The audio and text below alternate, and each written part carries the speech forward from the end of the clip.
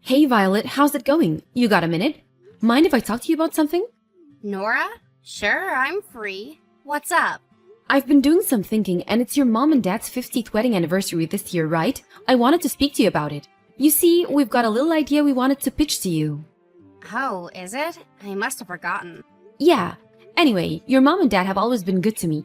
They're the best in-laws a girl could hope to have, and I feel lucky to have them in my life. So me and Jason have been talking, and we decided we want to splash out to send them on a holiday somewhere nice as a huge once-in-a-lifetime anniversary present. What do you think? Sounds fine to me. Do what you like. I really couldn't care less. Why are you bothering me about it? Well, we were wondering if you'd help us make sure that they have a great time. We want it to be a holiday to remember. You mean you want my money? Well, I wouldn't put it so bluntly, but we were hoping you might contribute a little something to the holiday fund. No chance. You're free to do what you like, but don't try dragging me into things by begging me for money. I'm not begging you, and we're not trying to drag you into anything. We just thought it'd be a nice idea if we could celebrate this together as a family. You're their daughter after all. Besides, I heard they paid for the deposit on yours and my brother's house. What better way to thank them for being such amazing parents than to send them on a trip of a lifetime for their golden wedding anniversary? The deposit? Phew, it was only a measly $20,000. They hardly broke the bank. Fine, okay. Would you at least mind riding in a cart for them? If you could, it would be amazing if you could ride them one from little Mikey too. They'd be over the moon to get an anniversary card from their favorite grandson. You know how much they dote on that boy.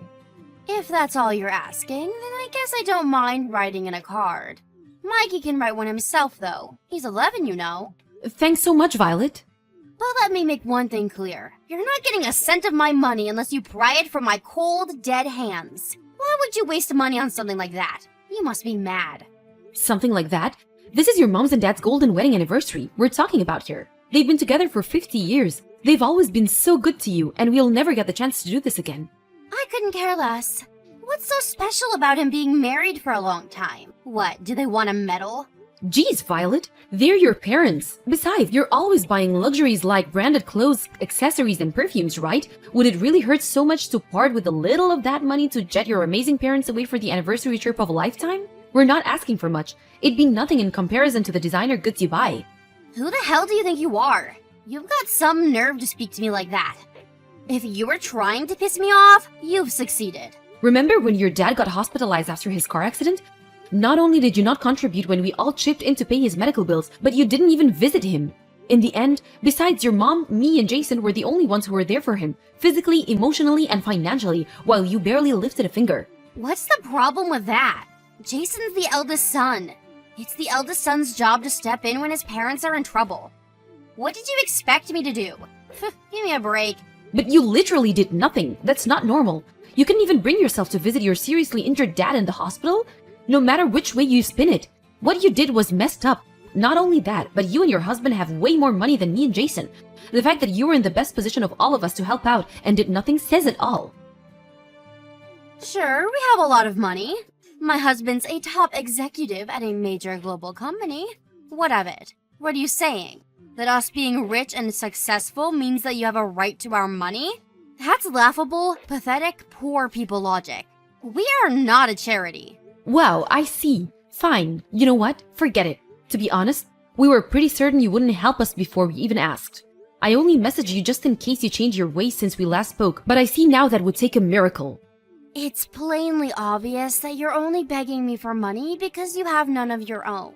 This is all just a ploy to pull at my heartstrings, isn't it? How about you stop pretending you're not poverty-stricken losers and just admit your status as miserable bottom feeders? Anniversary holiday fund? Don't make me laugh. You're the last people who have the financial freedom to be paying to send other people on holiday. That's not true. Me and Jason can afford it if we pool our savings. Maybe so, but something like this must be very expensive for a low-income family like yours. Tell me, Nora, what's it like being a peasant? I imagine it must be terribly difficult to get by. I heard you use discount coupons at the supermarket. Can you imagine anything more tragic? What's wrong with using discount coupons? What's wrong? What's right? Think about it. You spend your time saving up scraps of paper to get measly $1 discounts on what was already cheap peasant food to begin with. Maybe if you'd spent your time studying and working hard to succeed in life instead, this unfortunate situation could have been avoided. What a pitiful existence. I could never live like that. I believe it. I heard all about your extravagant spending habits.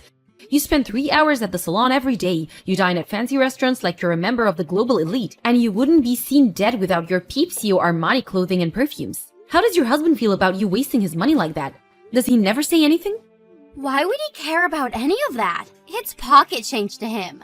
When you're as rich and successful as we are, your sense of money changes. Let's say we have a little more leeway than the likes of you and my brother. My husband could care less about the occasional luxury here and there.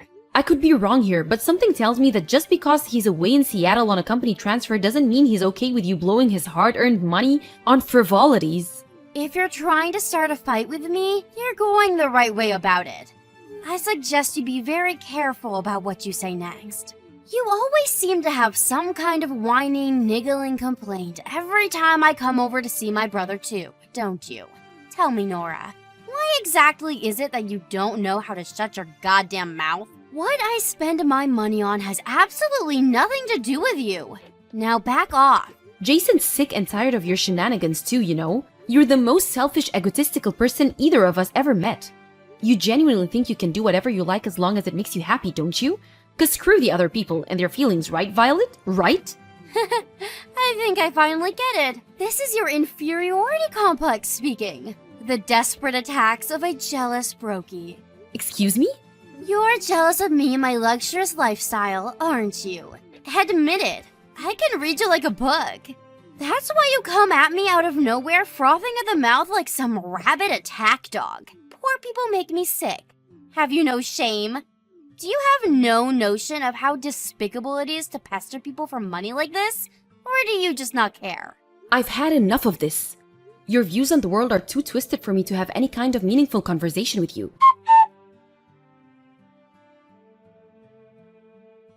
Sorry to message you so late like this, but I just happened to bump into Mikey. He's still in elementary school, right? Yes? Why? What do you want? I just saw him outside alone walking the dog. It's really late. Should he be out on his own this time? Don't you think it's dangerous? He's used to walking the dog. There's nothing to worry about. And sure, he may be in elementary school, but he's in the 6th grade, and it won't be long before he moves up to junior high. But it's past 10 p.m. I get that it's not a bad neighborhood, but you still sometimes see the occasional creep. Do you think it's a good idea for him to be out alone at night? It'd be dangerous even for a junior high or high school kid at this time. Creeps? Don't be ridiculous. You can be such a drama queen. Besides, even if something did happen, the dog would protect him. Seriously? Your 12-year-old chihuahua is going to leap into action and defend your son from some marauding weirdo? I'm telling you, it's fine. You worry too much. Kids these days are so independent, they stay out much later than they did when I was a little girl. I can assure you, you don't need to concern yourself with my son's dog walking routine. Is this why you're so poor? Because you spend your time poking your nose into other people's affairs instead of making money? Forget my financial situation. Look, couldn't you have him go out earlier, like in the daytime? Why do I have to control every aspect of my boy's life? It's his own fault for not going out earlier. I'm not his prison guard. If he must go out at this time, at the very least, couldn't you have gone with him? I'm busy. Anyway, it has nothing to do with me. My son's in charge of all things dog-related. He's the one who said he wanted a dog, so it's only right that he takes care of it. The pooch is Mikey's responsibility. Please, Violet, will you at least consider the possibility that it might not be safe for an 11-year-old to be out on his own at this time of night? If you're not willing to stop him doing it, will you at least let me go with him? It's not just girls that get targeted by creeps, you know? You hear about this kind of stuff in the news all the time. Do what you like. Phew, okay, thanks. I will. I'll let Mikey know he's gonna have some company. Good grief, you're so soft on that boy. I wonder if it's because you have no kids of your own? I suppose it only makes sense that you'd know nothing about raising children. But I do at least wish you wouldn't pester me with trivialities like this. Your son's safety is triviality? Lord, give me strength. Anyway, even if I don't have kids, I know full well how dangerous it can be for a child to be out walking on their own late at night. It's not my job to interfere in every aspect of my son's life. How on earth do you expect him to grow into a disciplined, independent young man if he can't even be trusted to walk the dog on his own? I guess you always did have a tendency to look the other way when it came to Mikey, huh? Good grief, woman. Quit quit your complaining already. By the way, where did you end up deciding on for my parents' wedding anniversary holiday? We spoke to them about it, and they said they really wanted to go to a hot spring resort. We did some research on the best spots in America, and we're thinking of sending them to a famous resort in California. Oh, that close? You could have at least sent them further away. Are you aware we live in Washington, my dear? They'll barely feel like they've moved. I suppose I should have seen this coming. What with you being extremely poor and all. I mean, California, seriously? Everyone knows that when it comes to hot springs, there's only one place to be. Oh wait, could it be you couldn't afford to send them there? Go on, enlighten me. Where would you send them? The land of the rising sun, Japan, duh! If you couldn't afford that, you could have at least sent them some other place abroad. You know, like Hawaii or Guam. To think you'd send them 2 states away. My poor parents must be so disappointed.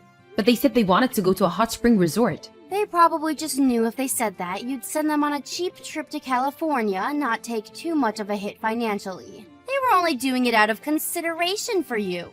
They were aware of how poor you are and didn't want to put you in an awkward situation. It's amazing, really. You make this big show and parade about treating them like royalty for their golden wedding anniversary and then send them to California. If you're gonna celebrate, at least do it properly. Okay, Mrs. Travel Expert, tell me, what does celebrating properly look like? I just told you, going abroad. Take me, for example. I have 3 trips abroad planned for this year alone. I'm going to Dubai for the summer. That's great, Violet. Good for you. Somewhere exotic like Dubai might be a really attractive holiday destination to a seasoned veteran like you. But I'm not sure your aged parents, who have almost no experience traveling abroad, would see it in the same way. Lots of stuff can go wrong, and when you don't know what you're doing, traveling can be surprisingly stressful. Besides, and I'm repeating myself here, but they're the ones who said they wanted to go to a hot spring resort in the first place. I think a nice easy trip to California is by far the best option for them. That's such a peasant-like way of looking at things. But what did I expect? You are a literal peasant after all. I can't say I don't feel bad for my poor parents, but what do I care? It's not like I'm the one paying for it. Do what you like. I will. We'll decide where your parents go on holiday amongst ourselves. What the hell's going on here? I could ask you the same thing. What the hell do you want? When I went to the supermarket just now, I passed through your neighborhood. The supermarket? Oh no, you don't mean that budget supermarket for poor people a few blocks away, do you? You went again today? Are you gonna spend your whole summer vacation trading in poverty coupons for discount peasant slop at that shabby supermarket? I hesitate to call it a supermarket. Poop market would be more appropriate. Hilarious, Violet. Well done. There's absolutely nothing wrong with buying food with discount coupons at a bargain supermarket during summer vacation, and that's the hill I'm willing to die on. Forgive me. I should have known you can't afford to go on holiday. I see you're just as broke as ever. I know it might seem like I'm harsh with you sometimes, but to tell you the truth, I actually feel sorry for you. You feel sorry for me? At least I'm not such a scumbag I'd leave my poor son on his own while I jet off on holiday. Huh? Mikey was sat all on his own on your front porch. He was sat shivering in his tattered, worn-out clothes while cuddling the dog for heat. He said he was waiting for you to come home. Apparently you told him you were going to work? You saw Mikey? What on earth were you doing at our house? I won a toy car from a lottery event I got entered into with one of my coupons. I thought Mikey would love it, so I stopped by to give it to him. I didn't want to disturb you, so the plan was just to leave it on the front porch for him to find. That's when I found him sat there all on his own. I could barely believe my eyes. Oh, I see. Well, give him the toy and get lost. You don't need to worry about my son. I thought you were supposed to be going away for summer vacation as a family. Why did you leave Mikey on his own? Not only that, but you lied to him and said you were going to work, so he thought you'd be back soon. What the hell do you think you're playing at? This is unacceptable. Who told you we were going on holiday as a family? Seems to me like you just assumed it based on nothing. If you must know, I'm on holiday with my friend. The only reason I told Mikey a little white lie is so he'd watch the house without kicking up a fuss about not being able to see me for a while. What? You intentionally deceived your son and you see no problem with that? Sure, as soon as I mentioned work, he just gave in and accepted. If I'd have told him I was going on holiday to Dubai with my girlfriend, he'd only have gotten jealous and thrown a tantrum because he wanted to come. I can't believe you. How long has it been since you left for Dubai?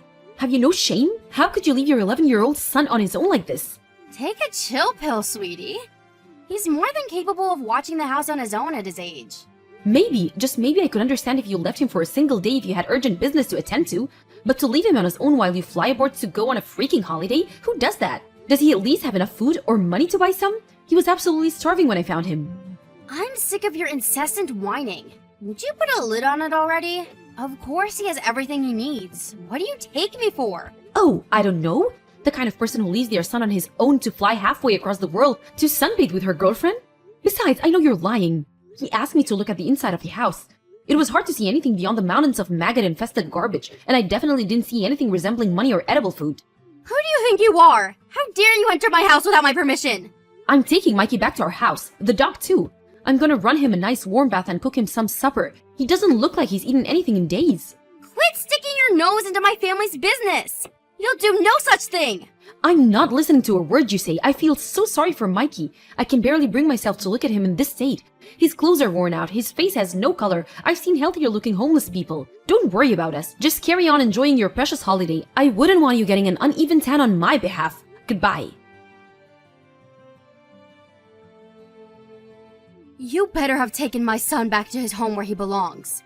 Did you? Yes, I took him back home. He's with your husband. What? My husband came back from his work transfer? Little Mikey was in such a horrible state, I had no choice but to call him. When I explained the situation, he apologized and said he'd be on the next flight home. I didn't have his number, so I had to call your mom first. No! What have you done? How many times did I tell you not to stick your nose in my goddamn business? You will pay for this! I must say, it looks like someone's been a very naughty girl. Your husband had no idea about your trip to Dubai, did he? But I did tell him I'd be away from the house for a little while. Maybe so, but you lied again, just like you always do. He said you told him you were going on a business trip. What's worse, you told him you were hiring a babysitter so he didn't need to worry about Mikey being on his own. That's what you told him, isn't it, Violet? Lies, lies, and more lies. I gotta say, I've never seen your family this angry before. No. I didn't mean to hire a babysitter. That wasn't a lie. But she canceled on me at the last minute. That dumb girl. None of this would be happening if she'd just done her job like we agreed. I had no time to find another one, and my flight was due to leave, so I had to leave Mikey to watch the house on his own.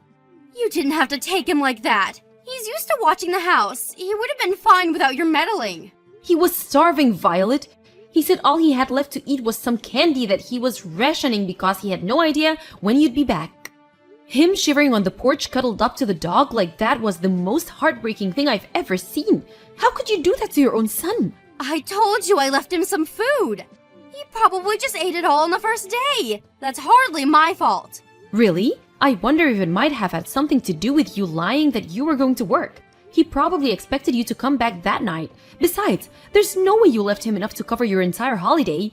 Now, to change the subject a little, your husband says he noticed you've been blowing his money by indulging in every possible luxury under the sun. You've been lying to him this whole time. What are you talking about?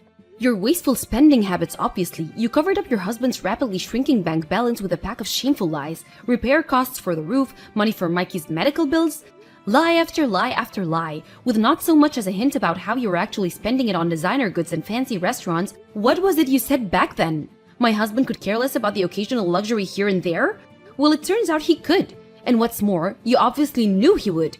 Because you felt the need to hide it from him. Forget that. The real question here is, what the heck does any of this have to do with you? This is our problem, for us to discuss. It has nothing to do with you. Just who the hell do you think you are? Quit sticking your nose where it's not welcome. That's not everything you lied about either. I know all about the dog too. Apparently you were the one who wanted a chihuahua. But you got bored of looking after it a few months after you bought it, so you stopped caring for it altogether. Leaving Mikey, who thankfully, unlike you, is a decent human being with a heart, to care for it all on his own. How does it feel knowing your 11-year-old son has more sense of responsibility than you?